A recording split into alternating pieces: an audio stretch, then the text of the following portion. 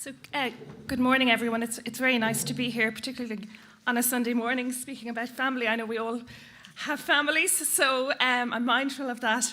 And I'm going to try and be as succinct as possible. Family is quite a complex topic, and it might look simplistic at face level, but I suppose when we begin, like everything, to drill down into the sociological trends in family life, we actually have quite a complicated picture. So I'm going to focus on the following issues quite quickly.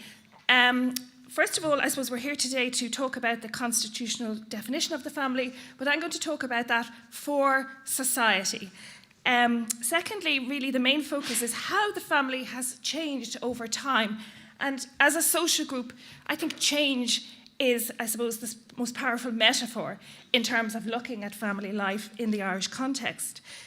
Thirdly, I want to mention recognising family diversity, and in particular what we call the new types of family in society, what we might call blended families, cohabiting families, separated, reconstituted, one-parent and same-sex families as well. And then finally, I want to talk about the family and gender, and here I'm talking about not just the differences between sort of types or categories of families, but also differences within families as well. So the family has occupied, as we know, a core position in policy and public debate about the common good and national identity since the foundation of the state. The traditional family, for instance, was afforded, as we know from your documentation, a very special place in Article 41.1. And the state promises in that to protect the family and recognises, I suppose, the family, it's a lofty wording, inalienable and imprescriptible rights, antecedent and superior to all positive law. The family referred to in this clause, however, was, I suppose, what we might call the traditional form of family. And I think it's very important to be mindful when we use the term the family. I use it in inverted commas because we're looking at, I suppose, a category that is both subject constantly to change and is evolving. And the family we were talking about in 1937 is very different to the kinds of families we're talking about today. So the family was, of course, in that clause restricted to one key type of family, and that was based on lifelong heterosexual marriage. Of course, we might, if I had time, I'd love to deconstruct in the 1930s, but I don't. But it's important to remember that that clause in itself perhaps didn't reflect all the other kinds of realities of the 1930s, the fragmentation of migration, emigration, poverty, a lack of tolerance towards illegitimacy, etc. We also know, and I'll come to this at the end, that in the 1930s, Ireland had a very distinct characteristic. It had a very large number of single people. About a quarter of the female population and a third of the male population were what we might call in those days permanently celibate or never married. And that's a very interesting aspect of family life in Ireland. So it's important not to romanticise the traditional family and to look at family as it is and was.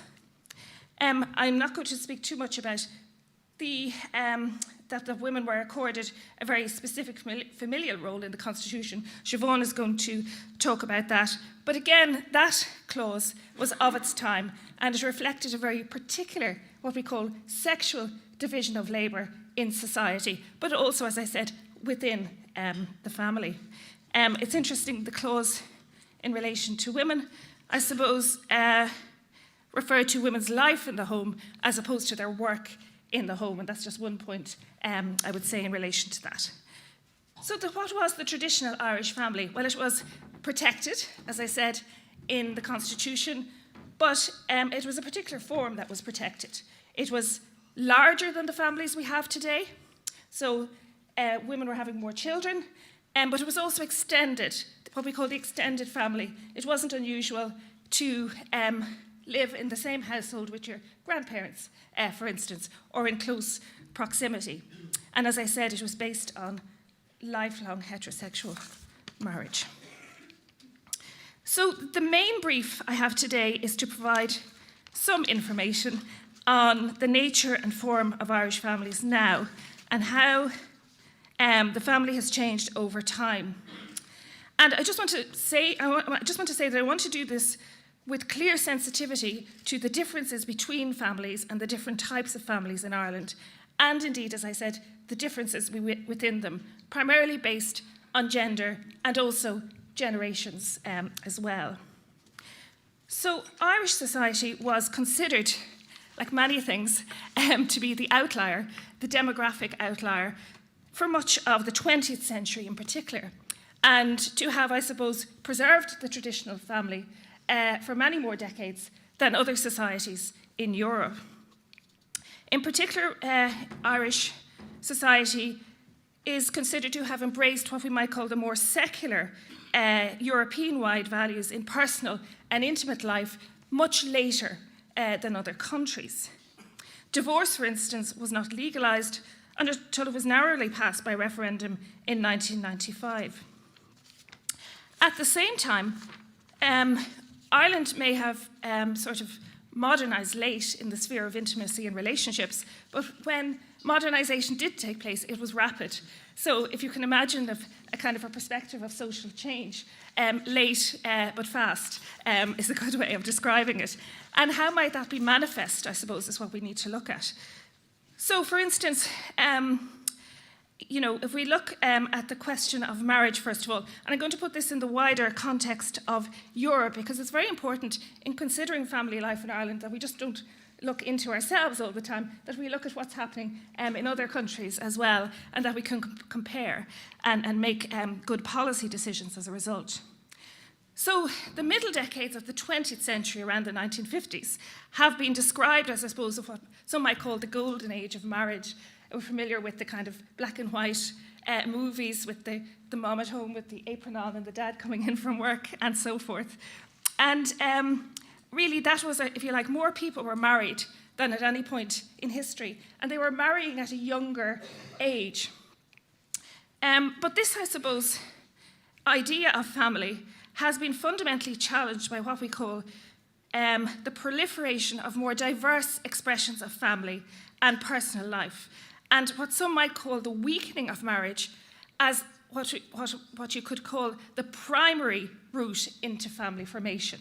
So if you look at that definition in 1937 again, how one entered into the family based on the two-parent model was through marriage. There wasn't really, if you like, another route. So today there are different routes into family formation. Now, one of the key features of the Western family, and we can see it here, if you look at the top of the graph, you have the marriage rate, and then at the bottom you have the divorce rate. And you can see the divorce rate is steeply rising, particularly from the 1960s on, as the marriage rate is declining at the top. So you can see that kind of, if you like, convergence effect that we're talking about. So official statistics show that increasing numbers of children in the West now, for instance, adapt to and live with step-parents who may have previous children of their own, and also, I suppose, that what's called post-divorce childhood has been coined as an intrinsic feature of 21st century families. So that idea of children living in the same, if you like, familial situation throughout, if you like, their life course has been challenged by these kinds of trends.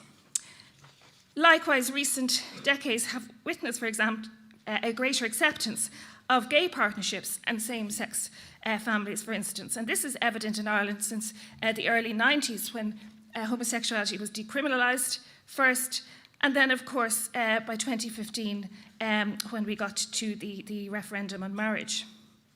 So the way I would phrase it is heterosexual marriage and biological reproduction no longer have a monopoly on family formation, and increasing numbers of children are also born outside of marriage or live with what we might call non-biological step-parents, or indeed non-biological parents more generally. In some Northern European societies, we also see that cohabitation is an established alternative to marriage, and more children are actually born inside than outside marriage. In France, for instance, 60% of children are born outside of the institution of marriage. So the Irish context then, I suppose, how do we compare, so to speak, in Ireland? Well, again, as I said, there is evidence of convergence in some indicators, but in others not. And divorce is actually one of them. The divorce rate in Ireland was, in fact, the lowest in Europe. We have a 2014 graph here, but also in subsequent years. And it showed, what we're showing really in statistics is that there's less than one divorce for every 1,000 people. 0.7 in every 1,000 to be exact. The only countries that compare are Malta and Montenegro. And this compares, for instance, with the UK, where the figure is closer to 1 in every 3 marriages ends in divorce. So if you could imagine in this room, if we were all to get married in the morning, a third of us in the UK would eventually get divorced. So that's a very high, if you like, divorce rate. But it's not the case in Ireland. So I suppose, I think, though, that post the divorce referendum of last year, it will be important in the future, if you like, to look at the statistics, because we have had quite a restricted divorce law in Ireland where you had to be separated for 5 years. But even at that, it is still quite a low rate of divorce.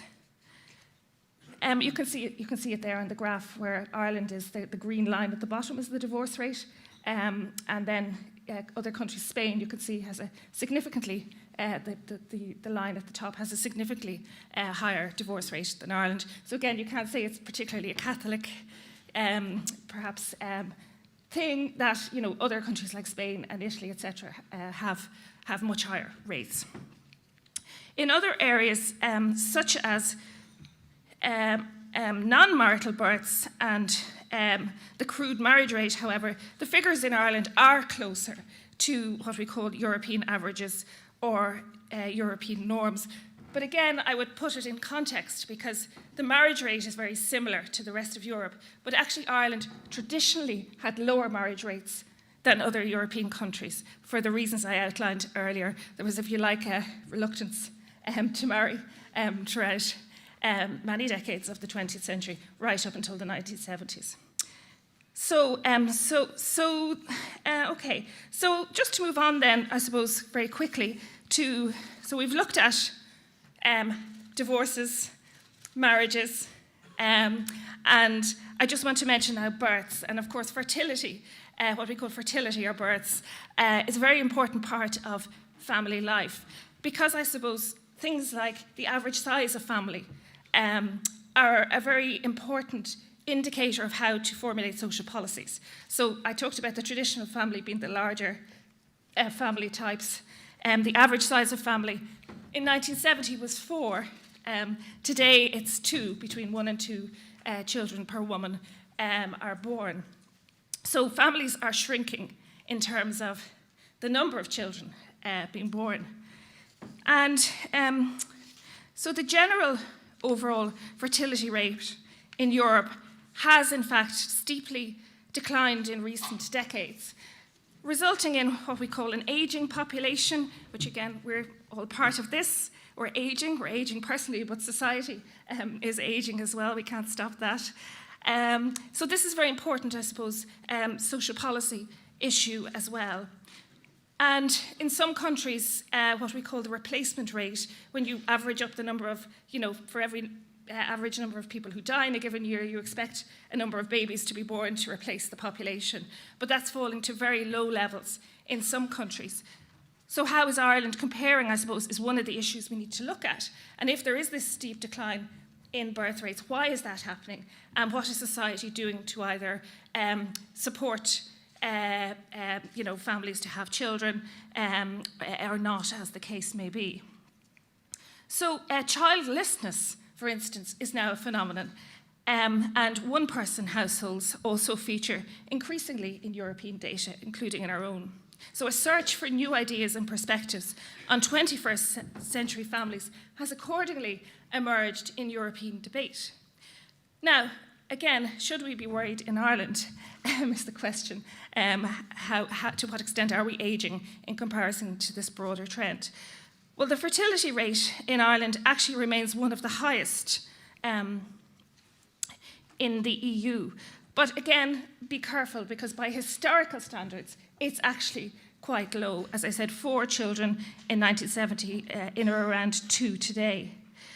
And it's very interesting because Irish mothers are also one of the oldest in Europe. So on average, Irish mothers are having children at the age of 33. And that's very interesting because it suggests that, again, while women in Ireland are having slightly more children than their European counterparts, they're having them later. And there seems to be a kind of postponing effect at work there also, which we need to tease out. So there were, I suppose, more than 61,000 babies born in 2018. And as I said, the average age of mothers was 33. And we can see a very small number were born to what were called, I suppose, teenagers, to use that term in the census data. 22 of them were under 16. I suppose what's very interesting then, I suppose, is how, in what circumstances children are being born, what kinds of families are they being born into. And what we call the non-marital birth rate is the term that's often used, but births registered as outside marriage or in civil partnership, accounting for 38% of all births in 2019. Now that's a huge turnaround in a number of decades. Nearly 40% of all children born today are born outside of the institution of marriage. There's a very strong rural-urban difference. In the cities, Limerick City, for instance, 53.9% of all children are born outside of marriage. So that's over half. And again, it varies. As I said, the overall average is 38%. In the EU, how do we compare? Well, actually, we have one of the higher non-marital birth rates in Europe. So we might say, in other senses, Ireland remains, averaging, but in this area, Ireland is among the higher non-marital birth rates in Europe. For instance, as I said, the figure in France is 60%, which would be the top range, but then in other countries you have much lower rates. I'm thinking of Greece and countries like that. So Ireland is up there, so to speak. Okay.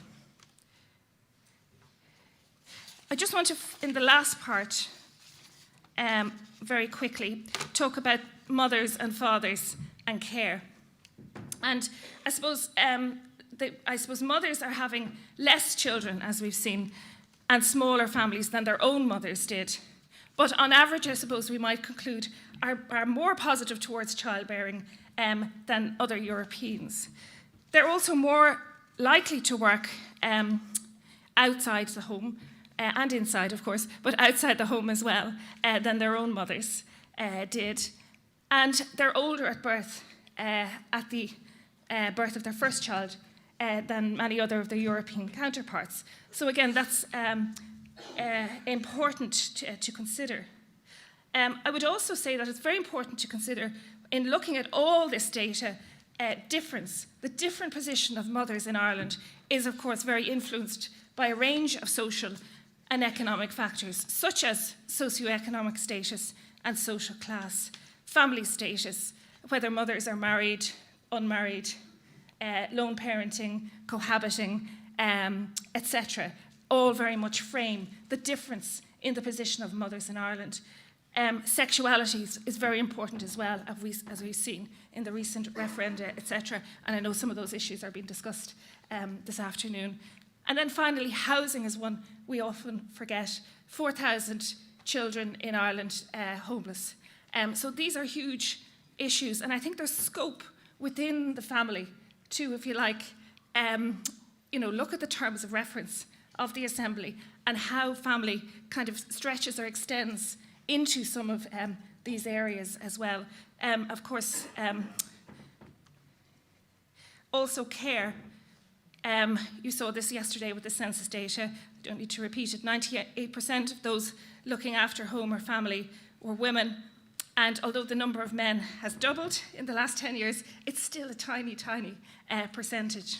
So we have huge gendered issues, issues around gender equality, to look at in relation to the way in which the family is structured. We can look at the broad trends in relation to Europe, but we must also drill down into the categories: mothers in Ireland, children in Ireland, etc.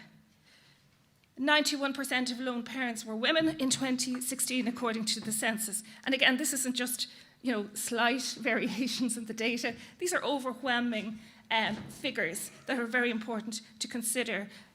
You look at, for example, the one-parent family payment, 98% of recipients are women. If we compare, I don't have time, the position of lone parents who are men and women, some very interesting differences there. More of the men in that category are widowed. And also they're much older on average than lone parents who are women in society. Fathers, very interesting topic as well. Just to say, again, to use that metaphor of difference applied to mothers, we can also apply that to fathers. I picked just one figure out there, that a quarter of the children born in 2014, for instance, were born to non-Irish fathers. And again, if we're looking at how difference intersects with all these categories, I suppose ethnicity, race, and also residential status comes into this as well. Okay, I'm getting the red light. I better move on to the end. This is what's distracting my eye here. Okay, so I suppose to sum up, well, there's an awful lot to consider in relation to family life in Ireland. I've merely given you the highlights, so to speak, today. I suppose just to say, it's very important, I think, sorry, I've lost my notes. It's very important to get a sense of the statistical changes outlined here today. But we can no longer deal with a single entity called the family, okay? And yet, the findings suggest that the key type of family, so to speak, statistically, is still the family based on marriage in Ireland. So what you're dealing is, I suppose, continuity in terms of traditional family life alongside very rapid change. And that kind of balance, I think, between understanding, I suppose, the way in which families are resilient, but also subject to change is very important. Taken together, the new forms of family and intimate life that are now evident in Ireland fundamentally challenge the notion that there's only one way to be married, intimate, and committed to another person in the Irish context. At the same time, most people in Ireland are still bound to family in some way or other. The family is still considered the centre of intimate, personal relations through which, as people, we create and sustain meaning on a daily basis in our lives. But as I said, there is in reality a variety of types that were simply not evident or as prevalent in 1937. Thank you very much.